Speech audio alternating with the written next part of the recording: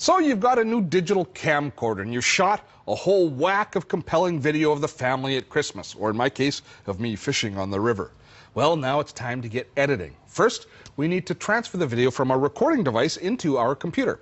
All video cameras are going to ship with software that you need to install on your computer. Most have capture and editing software. If we take a look on my computer here, we can see that I've got a little utility from Samsung called Samsung Video Capture. So if I wanted to use this, I could use this to actually capture all the video out of my camera right now. I can use this utility to record the video that I can edit in other applications.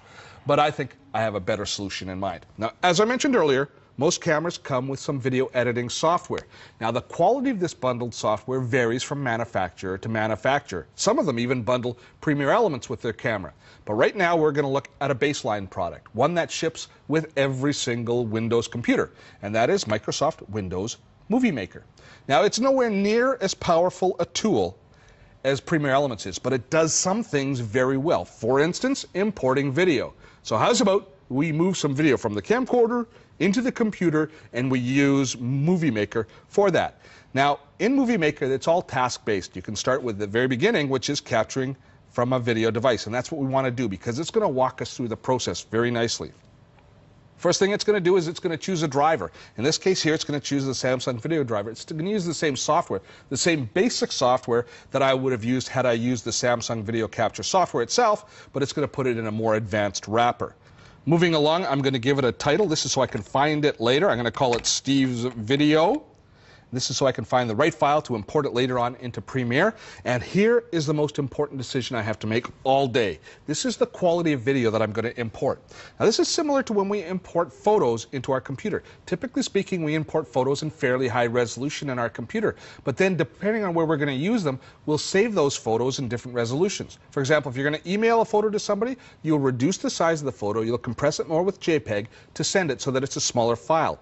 Now, in video, you have the same issues of file size and quality, except it's magnified many times, because if you import high quality video into your computer, you are importing massive files. It's going to slow your computer down, it's going to take up disk space, and when you go to edit, if you're editing at a higher resolution than you need to, it's going to take longer to do things like transitions and finish off your video. So knowing what the ultimate goal of your video is, knowing how you're finally going to output it, is very important, because you should import your video to match that standard. So you have all these different settings that you can choose from. If you're going to be making a video for podcasting for a Pocket PC or an iPod, you want to import in either 128 kilobits per second or 143. That's nice small screen design for that format. If you're going to do a DVD and you're going to produce a DVD of the family Christmas, go high quality, because you want all the quality that you can manage. If you're going to be doing it for, say, for webcasting, for sending over the internet, you're making a YouTube video, then you want to do one of the broadband or ISDN standards.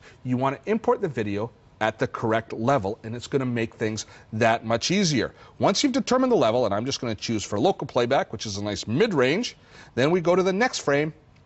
And this allows us to actually start capturing our video. And this is a very important process. You have to go through this and take your time, because if you've shot 20 minutes of video, one thing you're going to be shocked with is if you shot 20 minutes of video, you're only going to have a few minutes that's really good. You're going to have a lot of crap around the good stuff. So you just want to import the good stuff, but you don't want to import too little, because you don't want to have to go back later on and re-import if you've missed something. So all you do is start capturing the clips that you need. Me holding up a trophy cutthroat trout, that's a darn good clip for almost any video, I would say. So you go through now and you take your time and you make sure you capture all the video that you're going to need. Make sure you capture a little bit on each end of each clip and continue your way capturing. And you can see down here the actual file size is that I'm actually creating with my capture, and you work your way through your entire video and capture all the video and make sure it's there. Once you've captured all your video, you finish up, and now it's going to save it onto my computer as a video file, which I can then later on use for final video editing. So once you've imported all of your video, then you can use either Movie Maker for basic editing, or you can try out the included software with your camcorder, or use an application like Adobe Premiere Elements. And then you can finally output your finished work. Now, at this stage, the world becomes your oyster, because you can make DVDs, you can do web videos for delivery over YouTube, or you can even make a video for playback on an iPod or another portable device. But it all begins with getting that video into your computer. And as you can see, it's really not a huge task.